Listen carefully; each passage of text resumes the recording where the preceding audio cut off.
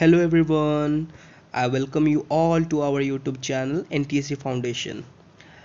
This channel is specially made for those students who are preparing for class 9th and 10th CBSE board exams along with some other competitive exams like your NTSC, NSO, PRMO, etc. So we will help you to crack all those exams by clearing all your basics and fundamental concepts from the beginning of class 9th. So let me introduce about myself. My name is Jagdish Das and I will teach you physics. So learn with me. I will make you fall in love with physics. So without any hesitation, let's get started our new chapter of class 9 physics, motion. This is the lecture 1 introduction part. तो चलिए शुरू करते हैं हमारा पहला lecture class 9th physics का पहला chapter motion. आज बेसिकली ये लेक्चर 1 है, इंट्रोडक्शन पार्ट है। मैं आपको इस चैप्टर के रिलेटेड जितने भी सारे पॉइंट है हर एक चीज़ को यहाँ डिस्कस करूँगा। इस चैप्टर को बिल्कुल बेसिक लेवल से शुरू करके एडवांस लेवल तक लेके जाऊँगा। आप बिल्कुल पेशेंस रखना, हर एक चीज़ को ध्यान से समझना। जो भी पॉइंट आपको समझ में नहीं आ रहा हो या फिर मेरे किसी भी पॉइंट पर आपको डाउट आ रहा हो तो इमीडिएटली आप अपनी कॉपी पर उस पॉइंट को नोट कर लेना। लेक्चर ख़त्म होने के बाद ही आपके जितने क्वेरीज एंड डाउट्स हैं आप कमेंट्स में डाल देना, आपको इमीडिएटली उसका सॉल्यूशन मिल जाएगा। तो चलिए शुरू करते हैं हमारा पहला लेक्चर, मोशन।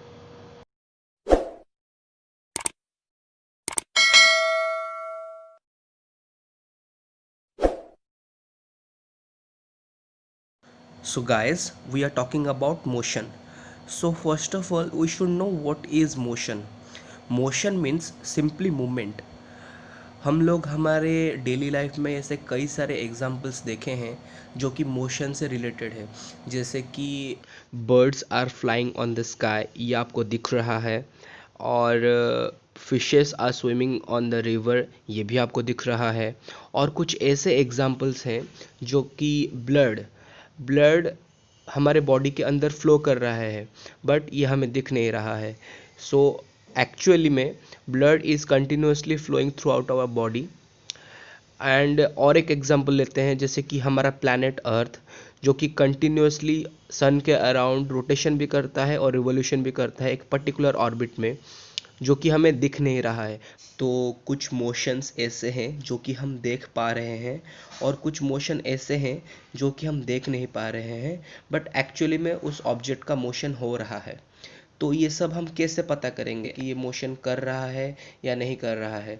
तो ये सब डिपेंड करेगा रेफरेंस फ्रेम के ऊपर। तो फिलहाल अभी हम रेफरेंस फ्रेम के बारे में पढ़ेंगे, उसको बहुत डिटेल्स में पढ़ेंगे। तो उसको पढ़ने से पहले हमें इस चैप्टर का बेसिक पर्पस पता होना चाहिए, उसका मेन पर्पस पता होना चाहिए। तो the main purpose of this chapter is to provide clear definition and illustration of the term used in physics to describe the motion of objects. We will not consider here the cause of motion of object. The branch of physics which deals with the study of motion of object without studying its cause is called kinematics. So kinematics physics का एक branch होता है।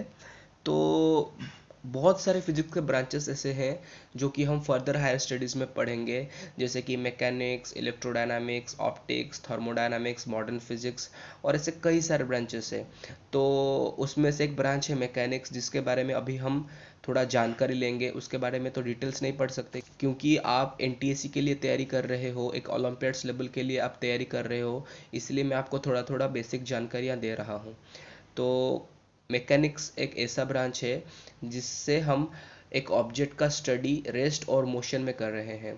अगर एक object rest में है तो उस ब्रांच को हम बोलेंगे स्टैटिक्स। अगर एक बॉडी मोशन कर रहा है तो उसे हम दो ब्रांच में डिवाइड करेंगे, एक होता है काइनेमेटिक्स और दूसरा होता है dynamics. So kinematics is basically the study of motion without studying its cause, and dynamics is the study of motion by knowing its cause. मतलब kinematics जो ब्रांच होता है फिजिक्स का, उसमें हम मोशन का तो स्टडी करेंगे, उसका सिर्फ इफेक्ट को स्टडी करेंगे, ना कि उसका कॉज। बट डायनामिक्स में हम बेसिकली मोशन का कॉज को पता करेंगे कि मोशन का ओरिजिन कहाँ से हुआ, किस वजह से उस ऑब्जेक्ट का मोशन हुआ। तो अभी हम सिर्फ काइनेमेटिक्स पढ़ेंगे और मोशन के बारे में जानेंगे। पहले तो रेस्ट क्या होता है।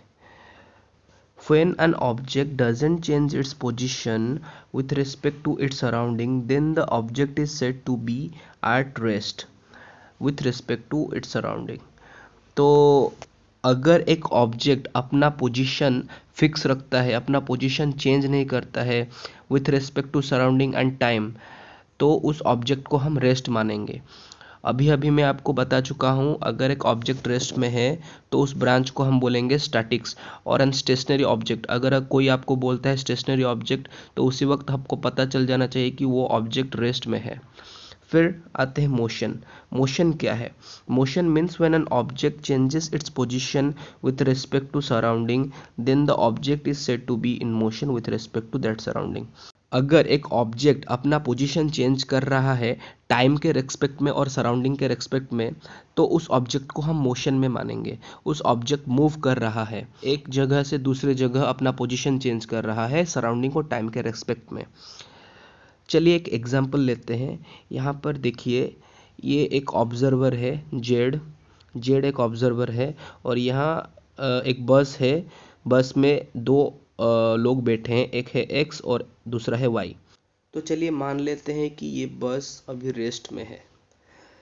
तो एक्स को क्या लगेगा कि वाई तो रेस्ट में है, और वाई को भी लगेगा एक्स भी रेस्ट में है। तो ये एक्स एंड वाई एक दूसरे के लिए हर एक कंडीशन में रेस्ट में ही होंगे। ये बस जब रेस्ट में था तब भी इन दोनों को लग रहा था कि हम दोनों रेस्ट में हैं, और अगर इस बस को हम अभी मूव कराएंगे फॉरवर्ड डायरेक्शन में, अगर ये बस अभी मोशन में आ जाएगा, तब भी ये दोनों को लगेगा कि हम दोनों एक दूसरे के लिए रेस्ट में हैं।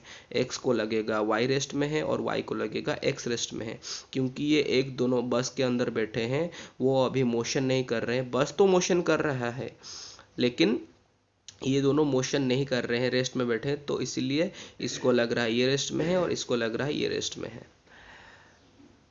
चलो तीसरा पॉइंट मान लेते हैं। ये ऑब्जर्वर जो ग्राउंड पे खड़ा है, जो ऑब्जर्वर इन्हें देख रहा है, जब पहले ये बॉस रेस्ट में था तब तो लग रहा था कि ये दोनों पर्सन रेस्ट में है, इसे लग रहा था। लेकिन अब जब बस चलने लगा, जब मोशन करने लगा, इसको अब लग रहा है कि ये बस तो चल रहा है, इसके साथ साथ ये दोनों भी चल रहे हैं, मतलब ये दोनों भी फॉरवर्ड डायरेक्शन में मूव कर रहे हैं, ये दोनों भी अभी मोशन कर रहे हैं। अब अगर ये दोनों इस पर्सन को देखेंगे, ये ऑब्जर्वर को देखेंगे, ये जो जेड ऑब्जर्वर है, इन्हें लगेगा कि जेड बैकवर्ड डायरेक्शन में मोशन कर रहा है। इनको लगेगा कि हम तो भैया रेस्ट में हैं और ये मोशन कर रहा है बैकवर्ड डायरेक्शन में। इससे लगेगा कि मैं तो रेस्ट में हूँ और इन्हें ये दोनों मोशन कर रहे हैं फॉरवर्ड डायरेक्शन में। तो भैया कौन सही है? दोनों सही है। इसके फ्रेम के हिसाब से ये सही है और इसके फ्रेम के हिसाब से ये सही है। तो motion and rest we can't be define absolutely. तो एब्सोल्युटली मोशन और रेस्ट को हम डिफाइन नहीं कर सकते हैं। हम फ्रेम ऑफ रेफरेंस को देख के पता करेंगे ये ऑब्जेक्ट रेस्ट में है या फिर मोशन में है। So x is at rest with respect to y and x is in motion with respect to z and vice versa. x तो y के रेस्पेक्ट में रेस्ट में है और z के रेस्पेक्ट में x मोशन कर रहा है, z के रेस्पेक्ट में x मोशन कर रहा है। So we need a reference frame to know whether the body is in the state of rest or motion.